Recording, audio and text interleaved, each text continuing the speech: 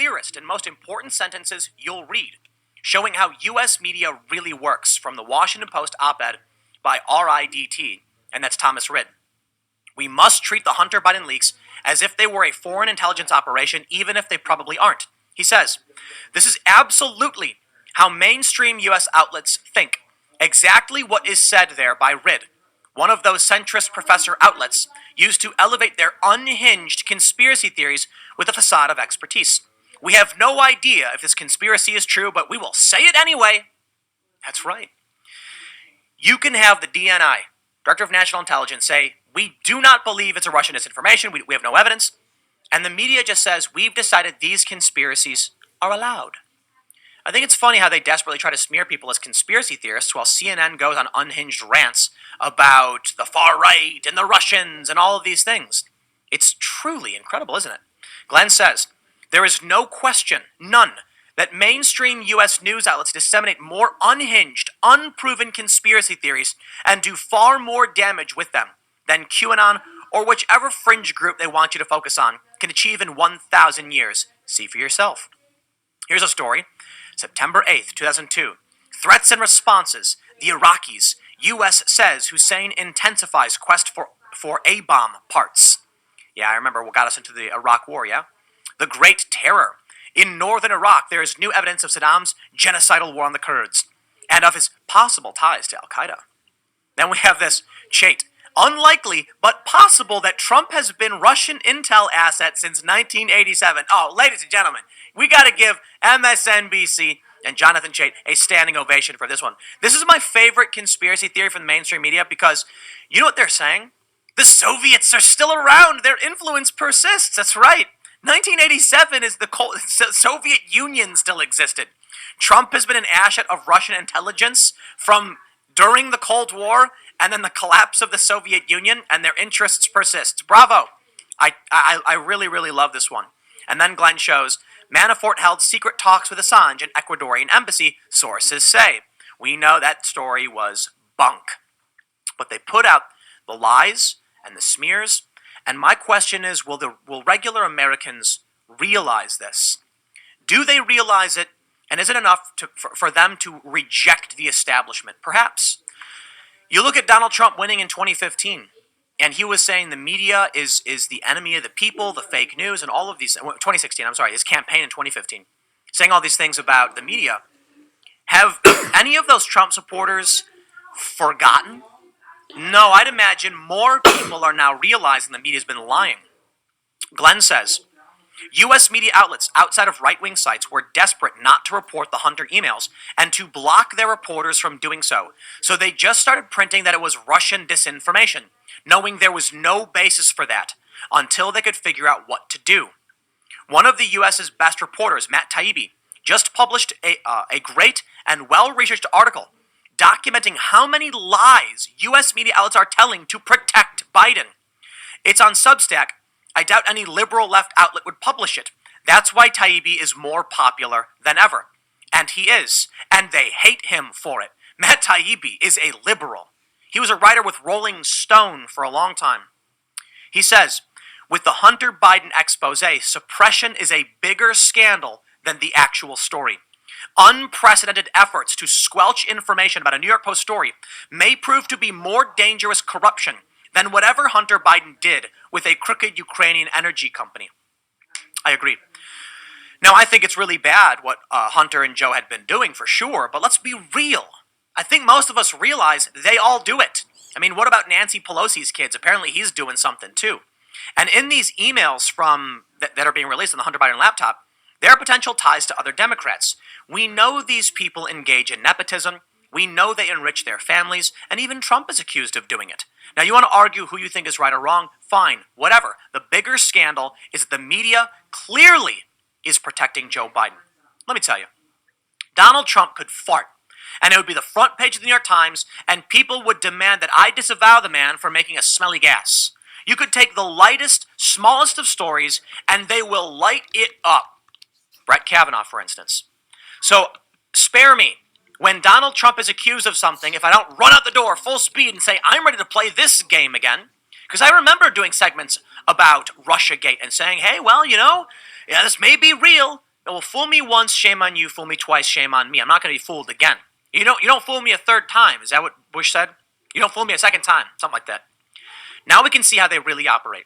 I mean, we've known this for a long time, but this is truly incredible stuff. The next segment. Matt Taibbi says, this is clearly newsworthy, but few outlets like the Washington Post that even bothered to report on these tapes only did so to convey their distaste for the source, and to relay news that the Biden camp believed it to be a continuation of a long-standing Russian effort to hurt the former vice president. Press outlets began some time ago to describe such material as misinformation or disinformation, even though items like the Derkach tapes or the leaked calls between State Department officials Victoria Nuland and Jeffrey Pyatt discussing who should be Ukraine's interim leader after the Euromaidan revolution are neither. Both terms normally require an element of false information. He says, from Fox or the Daily Caller on the right, to left-leaning outlets like the Consortium or the World Socialist website, to writers like even me, we are all now clearly in range of new speech restrictions, even if we stick to long ago established factual standards. As has been hinted at by several prominent journalists, controversies erupted within newsrooms across New York and Washington in the last week. Editors have been telling charges that any effort to determine whether or not the Biden laptop material is true, or to ask the Biden campaign to confirm or deny the story, will either not be allowed or put through heightened fact-checking procedures. On the other hand, if you want to assert without any evidence at all that the New York Post story is Russian interference, you can essentially go straight to print. This is really, really great stuff from Taibbi, by the way. For all the negative press about Shokin, that was... let me stop. Viktor Shokin was the prosecutor in Ukraine who claimed to have an investigation of Burisma where Hunter Biden was working. This is what you need to know. He's the guy Joe Biden got fired. He says, there's no doubt that there were multiple active cases involving Zlochevsky and Burisma during his short tenure. This was even once admitted by American reporters before it became taboo to describe such cases untethered to words like dormant. Here's how Ken Vogel, the New York Times, put it in May of 2019.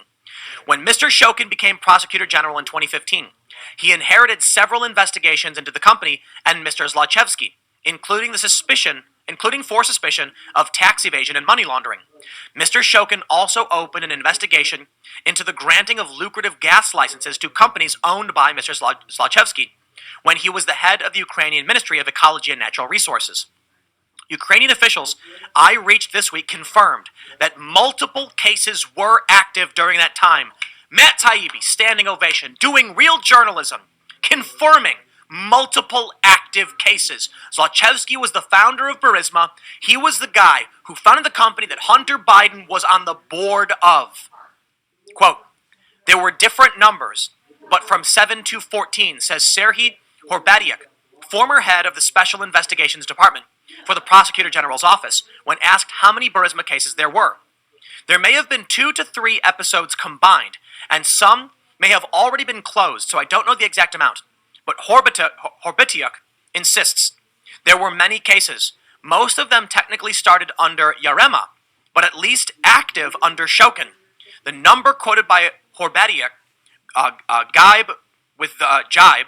with those offered by more recent General Prosecutor Rolson Ryobashapka, who last year said there were at one time or another 13 or 14 cases in existence involving Burisma or Zlochevsky. Let me make this very, very clear for all of you. You all see, you all know, they are covering this up. Joe Biden did this. As far as I'm concerned, I have seen enough. Joe Biden says the guy, Viktor Shokin, wasn't doing his job. Journalists running to his defense said Viktor Shokin would not investigate Burisma and Zlochevsky. As it turns out, when Joe Biden went to Ukraine and said, fire the prosecutor or you're not getting $1 billion, they agreed, they fired the prosecutor, and the new guy who came in cleared Zlochevsky of all wrongdoing. Shortly after that, Zlochevsky returned to Ukraine. It was only in 2018 when new investigations, new charges came up that he fled the country again. Surprise, surprise, that was under Donald Trump. Could it be that Joe Biden did try to protect Biden Inc., as they call it? You can look up the story from Politico magazine. It's strange, they say, how Biden's family's wealth has tracked alongside his political career. Let me tell you, when you come to me and say Joe Biden does these things, he's enriching his family, I laugh. What else is new? But when the media shuts down, they look us in the eye and they say, we're lying to you, and we know it. And we're going to continue lying to you. Why? Because they want to put this guy back in office.